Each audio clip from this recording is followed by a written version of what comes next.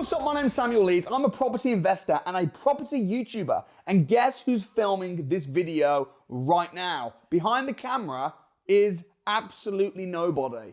No one's behind the camera right now because my videographer, you know what? Every time I hire a videographer, within 3 months, they become financially free in property by watching my videos and then quit. So I figured, you know what, literally that's happened so many times. I need to find someone that's already financially free off the back of the training and hire them. And that is Ceri. So Ceri, thank you so much for coming on Winners on a Wednesday. Thank you for having me. It's very unusual for me to be this side of the camera. Because you normally edit Winners on a Wednesday. And film and do everything. Yeah. So there is literally no one. Now you're probably, I think it's the ninth videographer that we've had over the 5-6 years. And, you know, obviously we've got a few videographers still, Amelia and some of the guys. And I want you to just sort of tell me, firstly, how and when did you apply to become a videographer? And then we're going to talk through your journey of financial freedom and how you've done it. Yeah, so I saw that you were doing a massive social media boost on, I think it was in December last year.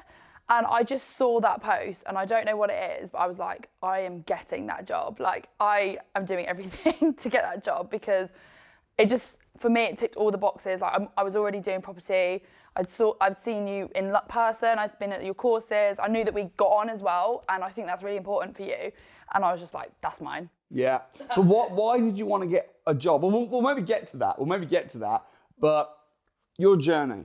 What's your backstory? What does Ceri do? What did Ceri used to do? What's your kind of background? So I used to work, I was like a trained actress and I worked in film and I did lots of children entertainment like you did and can do balloon tricks as well like you can. and then COVID hit and then literally like my whole life turned upside down overnight and I had no work. Like it was just my bookings were all like I had nothing. Yeah. I had the money in my bank account and that was it to last me the whole of COVID, which no one knew how long it was going to last. And I just thought, I don't like this. I was like, I don't want this to ever happen. I don't ever want to be in this situation again. Like I've paid so much money for my training and I do not feel secure in my industry. Like I'm always waiting for the phone to ring. Like I need something else. And I was looking at going into service accommodation beforehand. I think I seen an advert on Instagram and I looked into it and I thought, well, okay, I can definitely fit that around my life.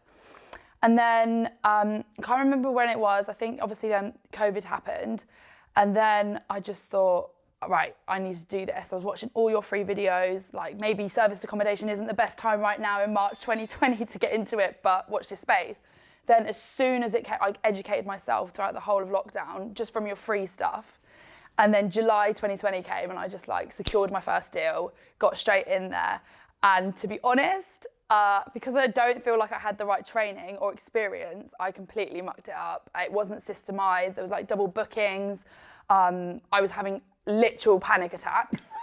I'm not even joking. Like I like hyperventilated one day because I just was so overwhelmed. I think from like doing nothing for 4 months, then all of a sudden having all this responsibility, getting people in, like the cleaner, like I was cleaning the place myself because my cleaners, it was just a nightmare. Like, so unfortunately the landlord, I won't go into the details, but the landlord did ask for it back in the end. And did you have the right contract or not? No, not at all. So he just so basically you kind of like binge watched the YouTube channel, got enough information to do it but not enough training to do it properly. Because the thing is, this is a business, right? It's a business. And it's like any business. If you want to be an actress, you said you went to training and you learned how to be an actress. Yep. If you want to be an electrician or a doctor or anything, you have to go and get formal education. Yep.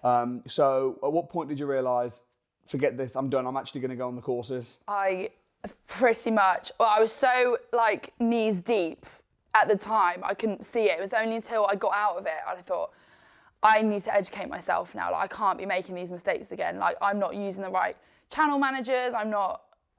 It's just an absolute shit show.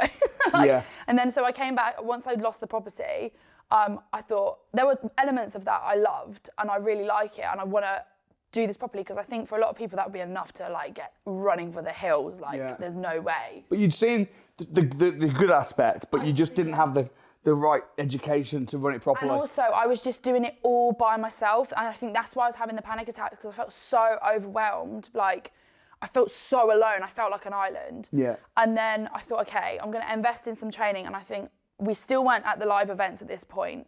I'd like already had one and lost one like before you were even back on stage. And then I thought, okay, let's do this properly. Like, I definitely love Samuel's training. I'm going to invest in it. And I think it was over, you know, the COVID period where you were doing the online stuff, but paid for.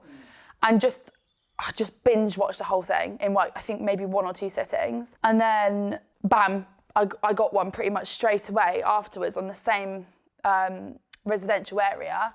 And it was all very legal, it was all good. I didn't, you know, mess anything up, and it was all by the book.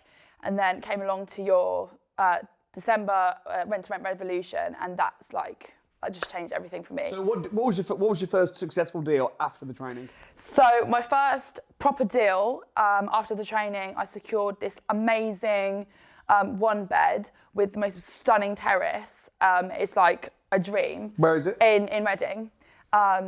And yeah, the landlord was just a bit done. He just wanted like a 4-year deal, and he wanted just me to take over. He's a bit desperate. A little bit desperate, I'd say. Yeah, I think I sought after a desperate landlord. Where did you find him? Where did you find him?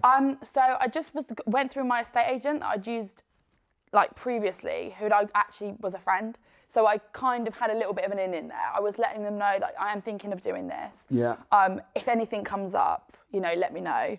Yeah. My mum is also a property manager, so I had her as a reference. So I was quite lucky in that way, and my mum has helped me so much, and she's really, really in the know of property. But I just, again, wasn't asking for help enough in the early days. I thought, I'm really going to do this on my own, you know. And the thing is, because you had the estate agent friend, you almost had even without the training, you were able to get deals, but it's just about being able to systemize it properly, exactly. Isn't it? And making sure that it's all synchronized and it's all clockwork. Yeah, and you know what? I'm so glad I didn't use my friend for the first one, because I would have just messed it up, and like she wouldn't have trusted me again to, you know, get another deal. So then I felt good. I felt like ready. I furnished it properly. Like even the way I was furnishing the other one, like they were like, why have we got no teaspoons? I was thinking, why would I put teaspoons in there? Like little tiny things that you go through in such detail I hadn't thought of, and just little things like putting the Wi-Fi in a good place so that they're not constantly messaging you, and like it just wasn't properly systemized basically. And then found this amazing deal, and I just got addicted to it. So I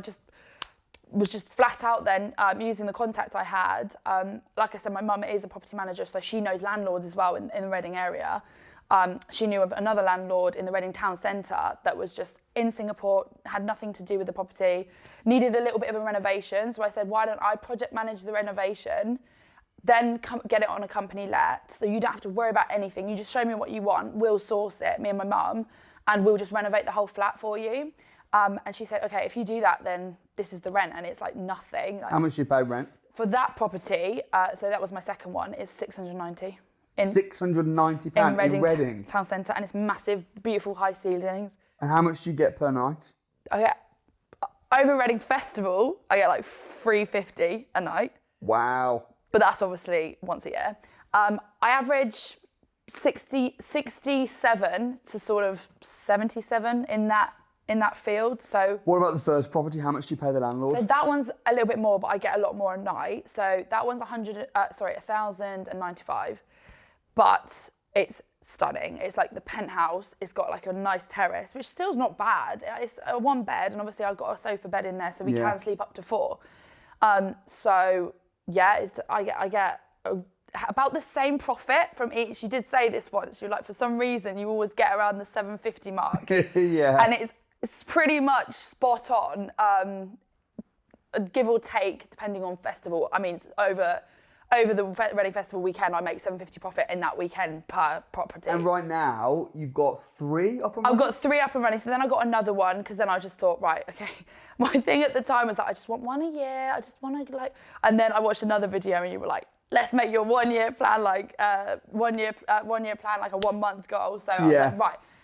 And then the landlords, I don't have any problems with the landlord, but there was just something in me that just wanted to own my next one. Like, I don't know why, I was just like, I really, really want to own my next one now.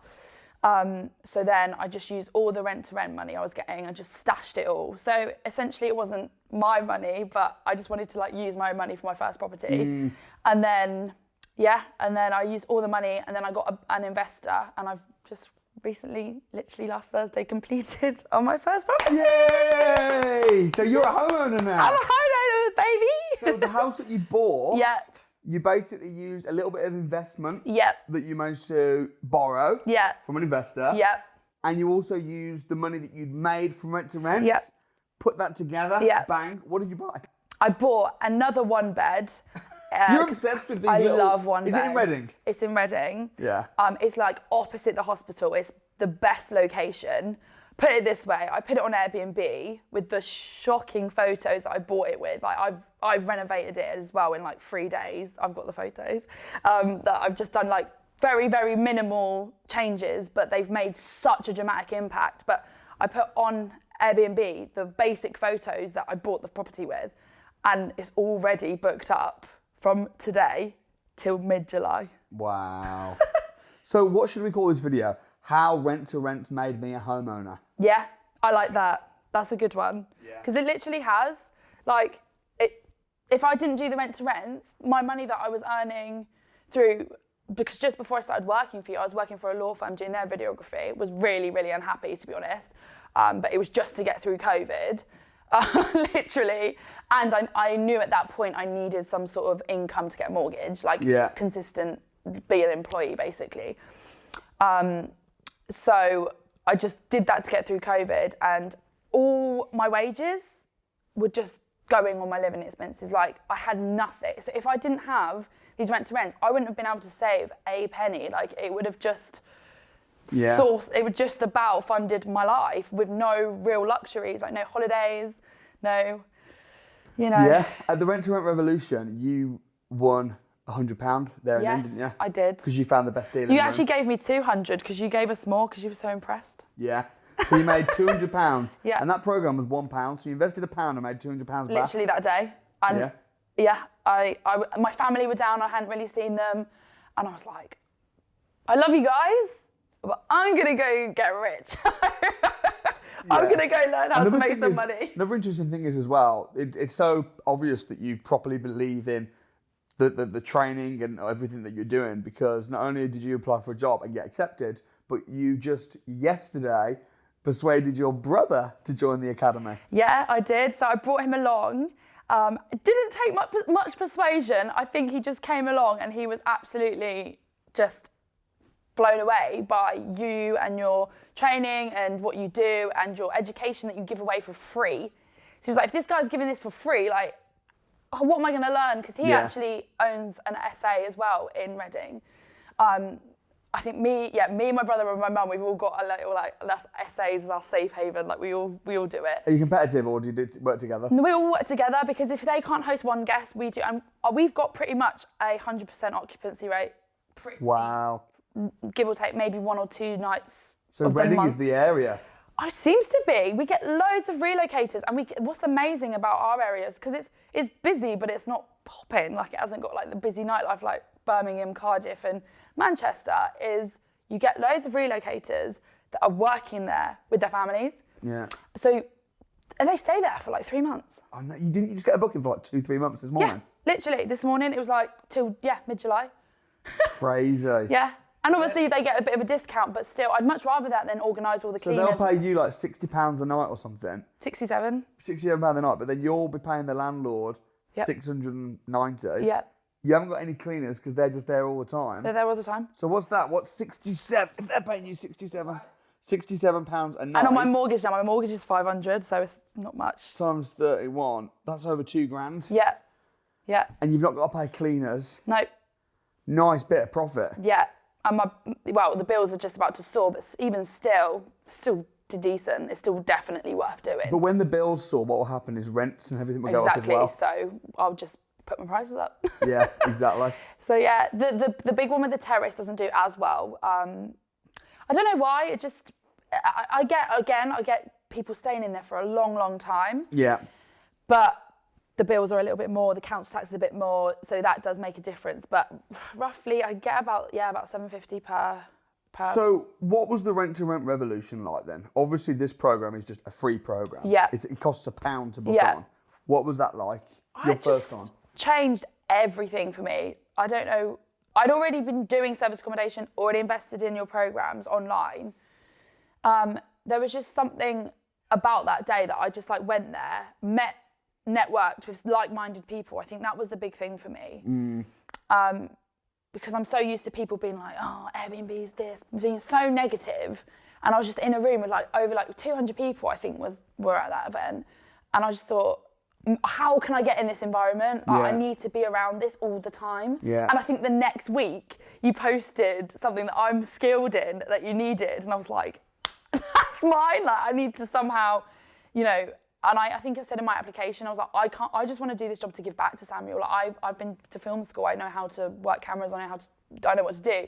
But I just want this job to give something back because I've got so much education from you. And we had a lot of positive comments about the YouTube channel after you came on, didn't we? I People know. saying, oh, leveling up on the content. I love it. Yeah, I know. It's just always lovely to hear. So why would you not? Because obviously you've got pretty much a full-time role, really, as a videographer. You single-handedly pretty much head up the YouTube channel. Why would you do that? Obviously you're paid, but when you could just do property only? Again, I think no man is an island, and I definitely learned that the first time.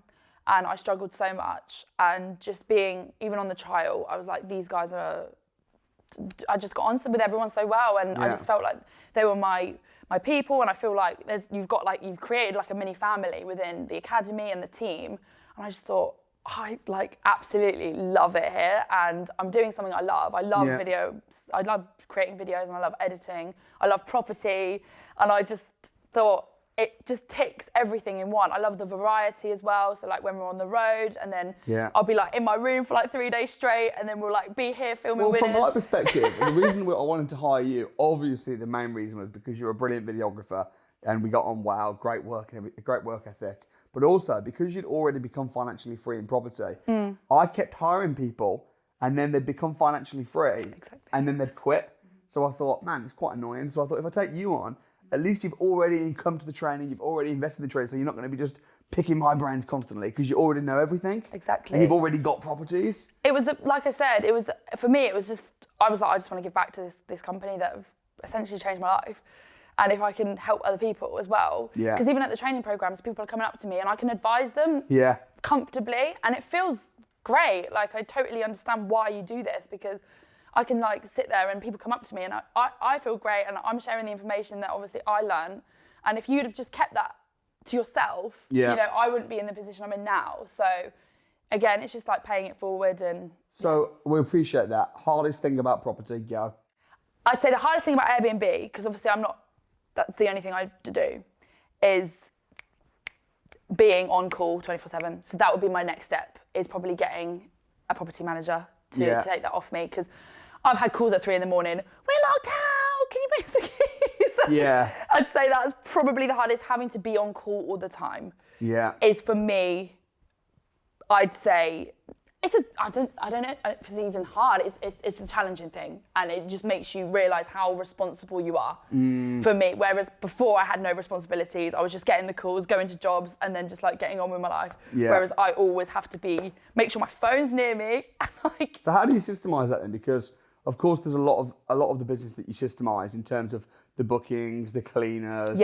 But if a guest has got a problem and they have to reach out to someone, and at the moment that person's you. And how do you systemize that? I suppose like you advise is to write a manual of like your brain. If someone wants to come in and property manage, they'd have to, I think, be local. I don't think you could do virtual assistants in this, in my opinion anyway. But yeah, I think you just have to like get everything you know out. Make it easy as well, like have backups of keys. So I have my key safe, and then I have the backup key safe for idiotic emergencies. That's what I call it. Could you not pay your cleaners extra to get them to be? Oh yeah, sometimes. Now I learn like laundry was a big problem as well, actually. Yeah. I'm actually going to say laundry might be up there. Worse than getting called at 3 a.m. Maybe. I've had cleaners in a panic. And they are freaking out. So now I've just got a nice cleaner who goes in, and I pay her £5 extra. She takes laundry home, and then she just rotates. And just find a cleaner that you can trust. People might be thinking at this point like, oh wow, well, you've just put me right off property for life. Yeah. But the thing is, you're working on a full-time job. Yeah. and you're doing property just sort of like very part-time on the side. Yeah. But you're making considerably more money. Yeah. Even though we pay you a good salary, you're still making thousands and thousands of pounds a month doing your service accommodation business, Yeah. which realistically is a very small, yes, you've got to oversee it and be a bit ready. Yep. You could systemize it fully, you'd then make a little bit more, less profit. Yeah. But, okay, what's the best thing about property then? Oh my God, just the financial freedom, that word, I finally get it now. Like, I'll just look at my account and it's just being like, ding, ding, ding. I remember you said something like, what really stuck with me at the rent to rent revolution was you get one wage and then you've got all these things coming out and then one thing coming in, like one payment a month. And I was like, that's so fucked up. Like, that's so true. Like, that's what, and I'd never really thought about it like that. And now, like every couple of days, Airbnb, it just tops me up. And I just stay at this consistent sort of like bank balance, which for me is like, unreal, because I kind of spend quite lavishly now and buy myself nice clothes, and I am about to upgrade my car, you'll be pleased to know. Yeah, your car's not bad. It's not bad, but... It's acceptable. It's acceptable. And you take me out to nice fancy dinners, yeah, KFC. Yeah, KFC, I do. I can treat my boss. When my American Express doesn't work. I can treat my boss to a KFC from time to time. But no, I'd say that for me. The money. The money, and like, I actually enjoy I know it's like, I just said it was, you know, a bad thing, but I enjoy hosting. I actually do enjoy, when it's going well, I enjoy the, hey, like, how are you getting on? Because I always find that my guests are so pleasant. Like, I've never really, I've had obviously the odd thing where they've lost a key and it's really annoying, but I've never really had a bad guest because, you know. Chose a good area. It's You're a good person. Area, Goodness attracts goodness. Exactly that. So what would you advise someone wanting to get started in property? What are the first steps they should be taking? Get training. Just don't make the mistakes, because it will actually affect your mental health. Like, it's like, it literally, I thought that panic attacks weren't a real thing. I just used to be like, oh, they're just dramatic. Like, I went to drama school. I know they are a real thing, and you feel like you're dying. So, and if I'd had the right training and knew what I was doing and didn't rush anything and got the right contracts, none of that would have happened. Yeah. So, I mean, like, it was like a very temporary, it was definitely a temporary thing, and that was the reason for my anxiety and all the crazy stuff that happened. But if I'd have just got the right training early doors, I would have avoided all that stress. But hey, if you're going to hit the rocks, at least be a lighthouse to others. Exactly. And here you are now, super successful. We appreciate you so much. Oh, I love you guys. I hope you enjoyed the interview. This will be edited by Ceri. If you want to connect with Ceri, I will leave her social media details in the description below. Also, if you want to come along to the rent-to-rent revolution like Ceri did, it's just £1. It'll blow your brain. We'll teach you how to do things properly. You can book on. I'll leave a link in the description, and I'll also put a link right here. If you want to see more videos like this with my videographers, you want to hear more stories of me making my videographers financially free, check out Amelia's interview right here. Don't forget to subscribe, and we'll see you next time.